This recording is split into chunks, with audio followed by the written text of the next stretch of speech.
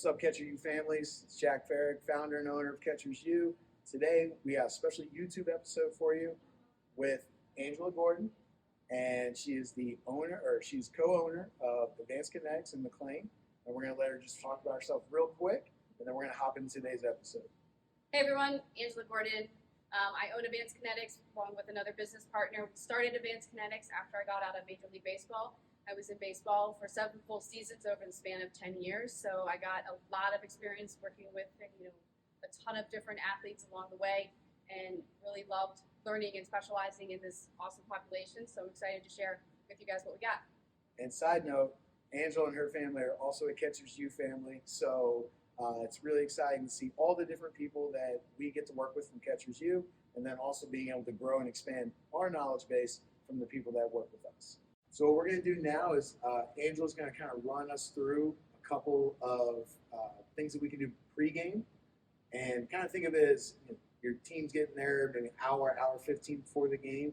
Now you can get there about 15, 20 minutes before that and kind of get these stretches going to help activate yourself and get ready for the game. We're going to let her demonstrate a lot of them so that you can see how they're supposed to look, and then we'll do a couple so that you guys can laugh at me, because mobility is not my friend at the moment. Awesome. Well, hopefully all of you guys are doing some type of dynamic warm-up when you're with your teams on the field. There's a variety of different things in terms of dynamic warm-up that you can do. The whole idea before a game is not to do static things. You want to do things that are dynamically moving yourself and getting yourself into the position and activating the muscles that you want. So some of the quick ones that I like specifically, especially for you guys that need to get that hip mobility going, I'm going to demonstrate a couple of those for the dynamic warm-up, okay? Hamstrings are really important. So one of the things we always want to do is a hamstring scoop, okay? So leg is straight out, toe is up. You're driving your hips back to get the length of the hamstring, and then you're scooping forward and coming up. And then you just step and scoop with both legs, okay? As if I'm walking forward down a line, okay? The next one I like. Real quick on that one, Angela, I see, because I can show you how most kids do that. Right. So they'll go to do their scoop, and this is what I usually see when they go this. Yep. Right? They stay kind of like on the front. They don't necessarily, kind of like you were saying, like they don't understand the. And then, like what you just did, you rounded your back. Right. You didn't drive your hips back. So it's important to drive the hips back to get the length of the hamstring. And you really want to be able to feel that hamstring elongate. Right. And I think that's, because it's so important, because kids, they, again, understand how the movement works. That way you're actually doing it right versus just kind of street sweeping when you walk. And a lot of times when I see these kids go through the dynamic warm-up, Jack, they just don't put any effort into it, and they don't realize how important it really is. And so this is one of those things, as you get older, you're not going to just be able to show up at the field and do your work. Like, as we get older, your body naturally loses water content, you get stiffer, so it takes a lot more effort to get going. So if you start these and put the effort in now, it just makes that so much easier, and you as an athlete are just going to improve, way on a farther, higher trajectory than any other athlete. So the warm-ups are really important. So take them seriously and try to do them correctly with the right form. The other thing I think is really good for catchers is to get that lateral hip movement opened up. And doing that through a lateral lunge is really important. And getting deep into that lateral lunge is what you guys need to do as catchers.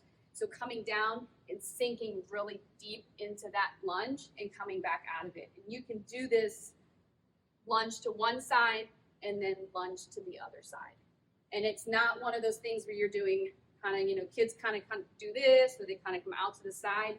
The goal, if you're doing it looking from the side, is to, again, drive your hip back and really sit and load into your glute and really get that adductor to stretch out on the opposite side. But then getting this glute to fire and getting this leg warmed up, because this is where your power comes from when you're popping up out of your stance. You want to get quick out of your stance to be able to make a throw down.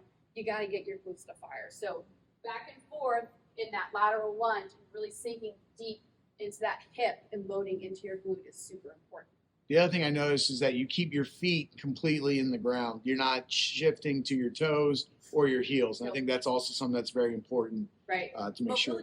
mobility of your hip is important. A lot of kids, to get into those positions, like to turn their feet out.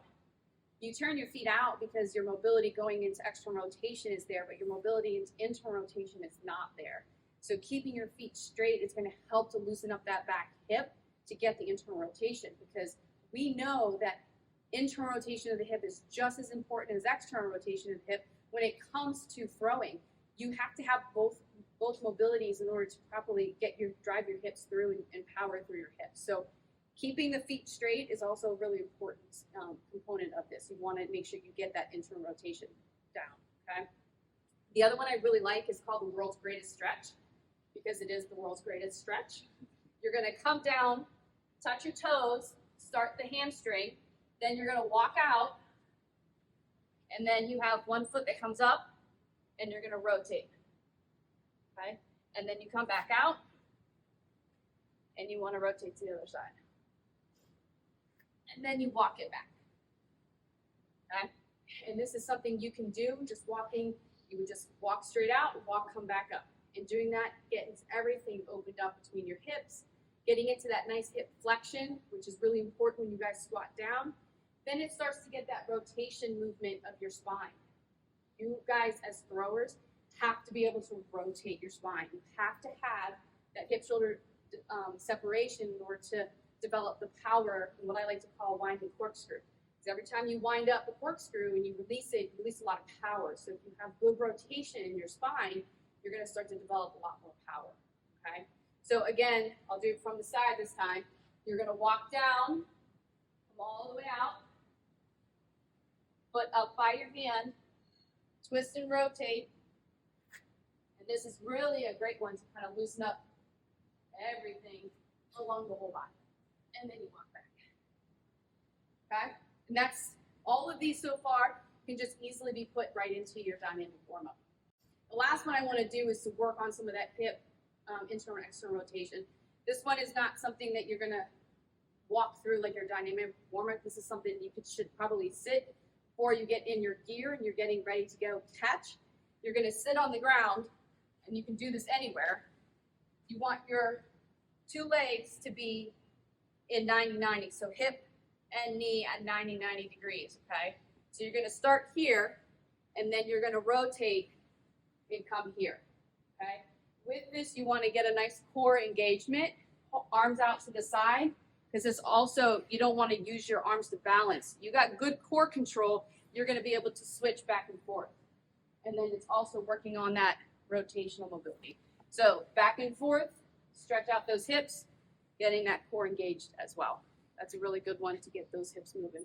So now what we're going to do is kind of go over some common moves or situations you're going to be in throughout a game, so that Andrew's going to kind of just watch how my body's moving and what I'm utilizing, or what I need to utilize maybe a little bit more for certain moves. And then we'll be able to take those movements and then also help you kind of focus on what we're going to go over with our post-game recovery as well.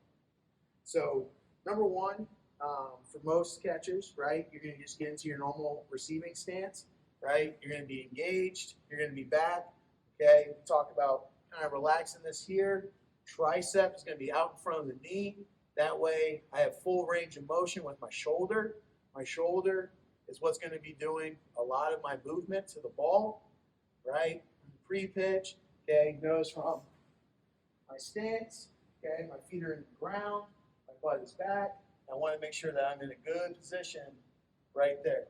So that right there, what I usually watch as for a coach, is I'm always trying to see if we're starting to tip and we're shifting the weight, being the strain or the load of the movement, being on the front side of the leg versus the back side of the leg. If we're on the back side of the leg, we're in a stronger position, we're able to throw harder, we're able to move a little bit better. So just kind of focusing on making sure that I'm in that setup. Hence why a lot of guys and ladies like using the one knee setups, because our one knee setups are super friendly to our load management. All right, and so I'm kind of excited because these are some things that I've been teaching, and I kind of want to see from a movement standpoint, your thoughts as well. So one knee down. A lot of people are very aggressive in their thoughts about how this limits your mobility or your ability to move back behind the plate. So I agree, if we're in an incorrect one knee setup, we do lose a lot of mobility, but I want to see what you're thinking on. So there's some things that we teach that I think make it a lot easier for us to move. And our goal is to be able to do everything out of our one knee setup. That means receive, block, and throw. So the first thing that we really focus on, I'm gonna go glove side, knee down to start, because that's the one that most kids will do. When our leg goes down, we always put the inside part of our leg on the ground, and we try to get this inside ankle on the ground as well, and we point our toe out. So we're not in a quote unquote sprinter stance where our toes in the ground or heels facing. My thought process is because it kind of opens the hip a little bit, so it keeps me kind of neutral, kind of like I am on 2 feet. Yeah. Versus kind of closing this hip off and then kind of getting rigid. The other thing that we try to do is on the leg that's up. So my right leg, I'm going to have that as high as it would be if I was on 2 feet in a traditional stance. So what I'm not going to do is I don't want to be sitting there like this, right, or super deep where I'm out here. I want to make sure that my ankle's on the ground, my heel's in the ground on this side, and so that when I can give my target and I'm out in front, I still have that same spacing, that same ability to see, everything like that out in front. Another small thing that we try to do is our shoulder, we always want to make sure it's ahead of this shoulder. So we always keep our left knee slightly in front, or at least even, depending on your mobility, with our right knee, so I can be out in front. So now, especially if I'm in a position where I need to block, I'm going to be a little more active on my right side, so that if I need to block, I can clear, right? And if I need to throw, I can actually get out of that stance without having to make some kind of movement, right, to get myself back online. Well, the one thing I see, so if you go back into that stance, Jack, the one thing I see that could potentially be a problem for kids that want to get into this stance is the ability to have the proper mobility of that knee down side. So if you see where Jack's knee is right now and where his foot position is, this requires internal rotation and of the hip, because the knee is coming down, but the foot is actually rotated. So that can be a complicated movement for that hip. So the mobility there needs to be there properly in order for you to be able to get into that position comfortably. Otherwise, catchers might end up feeling like some cramping in their hamstring or cramping in their glute situation. This is something that we see a lot, where this foot kind of gets underneath, and then we get lower on this side, we kind of get bunched up. That's what I see when kids get tired. They do that, or they kind of stay like this, and then they sit on that heel. So their foot, their cleat almost becomes their knee saver. Right. So with that case, then this becomes a stability issue. So not only do you have to have the proper mobility to be in this position, but if you're getting weak and tired and sitting back like that, that's your compensation for not being able to maintain the position. So that's where we look at, you need some more glute strength, and you definitely need some more core engagement to be able to pop out of that position and to move out of that and move quickly and transition from that position to whatever you need to do. So those kids that are getting tired in this position, that's where we need to start beefing up our core and beefing up our glute strength. And she means getting stronger, not beefing up like this. We got to make sure. We're staying as athletic as possible in how we build our body. The other one that I want to do, and this is something that we use a lot from a progression standpoint in a lot of our movements for throwing, is we do a lot of right knee or throwing side knee down. And we have the same concept, our right leg, right, our ankle is in the ground, also making sure that our foot is still behind our knee. Sometimes we'll see kids get wide and their foot will kind of slide out a little bit in this position. And I think that's probably because they're super flexible. Yeah. Because this is very uncomfortable for me to do. But it also puts a lot of pressure on the knee. On the knee, yeah. So we see this where that ankle is on the ground again. I'm here. I'm in a good setup. And we work on, because one thing that we try really hard to do is when we're throwing, we try to load without lose. And so what I mean by that is we're going to try to load our lower body, we're going to try to load our scap, we're going to try to load everything, but we don't want to lose ground. We're not necessarily worried about, in my opinion, we're not trying to gain distance. We're just trying to get connected as fast as possible. So like the coach's comment of the coaching cue that's been forever is gain ground, gain ground. I like gaining ground versus losing ground, but I really want to be able to load and then get my foot kind of right underneath me. So I am going to gain ground, but I'm not going to gain distance. I don't want to jump out. When I go, I want to be able to get myself kind of into the ground and connected, like you were talking about earlier. All of our stretches were to get us on that back side so that when I go to throw, now I'm connected with this movement, and now I can be on top and be efficient on my throw down. So like our progression of, the reason why I like this so much is I feel like it helps us with the level change. Mm-hmm. So we actually do come up kind of gradual versus a lot of kids being on two, they'll pop up and then try to spin. They work two directions, where this is kind of, it allows me to get squared at the second, but at the same time, stay connected and be as powerful as possible in that position. A really good exercise that you can do to help with that is I like to teach kids how to stack the barrel to engage their core properly, which is something that, catchers, sometimes when they come out of that position, instead of being in this nice neutral position where your barrel is nice and stacked, they end up with their pelvis dumped forward.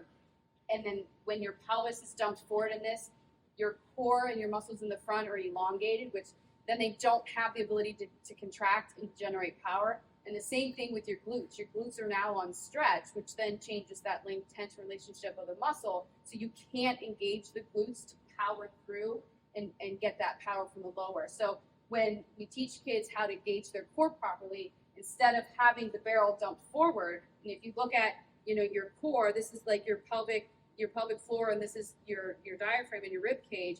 If you're in this dumped forward position where your barrel is open, we tell kids just try to get that barrel stacked together. So stack it together, that way you're in this nice engaged posture here, and as you come out of your stance, you're really connected here, which then allows your glutes to fire really well and get you a little bit more power to make your throw down. And it gets you out of that stance a lot faster because you're not heavily relying on your quads to push yourself up. You're getting the movement from your core and your glutes. Stack the barrel. Stack the barrel. That's going to be a staple saying now in Catcher's U. So I really like that. I like that confident. We always say use our core. Use your core more. And it's like I don't understand what that means. And I'm not saying suck it in. Right. Like I don't want you to suck in. Imagine you're going number 2, right? This is what I tell kids. We are naturally meant to engage our core from front to back. We're not meant to suck in one muscle in the core because all of these muscles are connected together. So when I tell you to stack the barrel, you're getting a belly pressure that's coming out, so you're contracting the muscles outward, okay? So the best cue I can give kids is to pretend like you're going number 2. When you go number 2, you push out, you don't suck in, right? So you get that pressure building outward, and naturally that just stacks your barrel and gets really solid through your core. Even you guys who think it comes out like roses and cotton candy. All right, so understand that force and that ability and that use of the core is something that we can utilize throughout the course of the game. All right, so now Angela's going to run us through some post-game, and we're going to take it from here. Remember, this is just as important as before the game, what you're doing during the game. What you do post-game is going to allow you to feel good enough to give the same type of athletic effort for your next contest. Right. One of the things that a lot of kids and people think that is contraindicated to, warm down and cool down stuff is that when you're sore, you should take a rest and not do anything. But active recovery is the best for your body to kind of increase the blood flow, get rid of the lactic acid, and really get those muscles flushed out so that you actually recover faster. So doing some post-game stuff is hugely important. And even spending a little extra time the next day if you were sore. Starting seasons now, everyone's getting into it. You're going to be putting on a heavy load. You're going to start to get really sore really fast. Putting that extra effort into the recovery is going to make the next day and your performance the next day just that much better. we always feel better when we activate our muscles, and that increases blood flow, that flushes all that gunk out of our body and out of our system so that you can perform well. And that, goes along with also proper recovery in terms of nutrition, drinking a lot of water, get yourself some protein, have a good post, game or practice meal, so that will help promote and replenish all the nutrition that your body just lost from your activity. So going into post-game stuff, we want to do a little bit of active movement to keep the blood flowing, nice and gentle on the system, but now you can add in some more static stretches, okay? One of the things that catchers definitely need is ankle mobility. So doing some stretching for your ankles and to maintain the mobility in your ankles and your calves is going to be important. So a really good exercise that you can do statically for your ankles to maintain that mobility is come into a half kneel position, okay? You can even do this standing with one leg straight and a foot up on a box or up on a bench. But we're going to be working on hinging through our ankle and getting this ankle to bend forward, because if you don't have the ankle mobility to get down in your stance here, you're going to be up on your toes. When you're up on your toes, you're not going to have enough power and engagement in your glutes. So to be able to be in this position, that ankle has to bend. So if you're having trouble being in this position, you got to get your ankle mobility better. And that could be, the actual joint not moving, or it could be that you're just simply tight in your calves. When kids start to grow, especially around that middle school age, sometimes their bones grow way faster than their muscles can lengthen at the same time.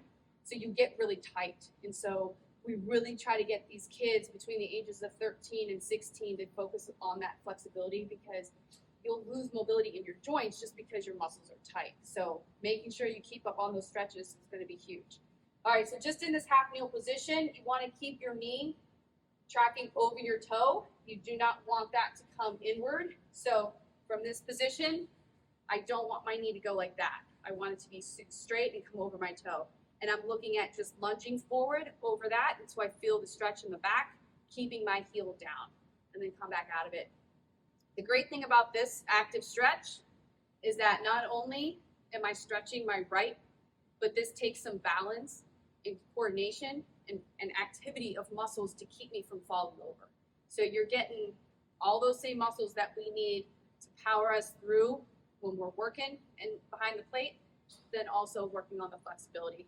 So doing that 30 times every day post-game is going to be great just to maintain that flexibility, okay?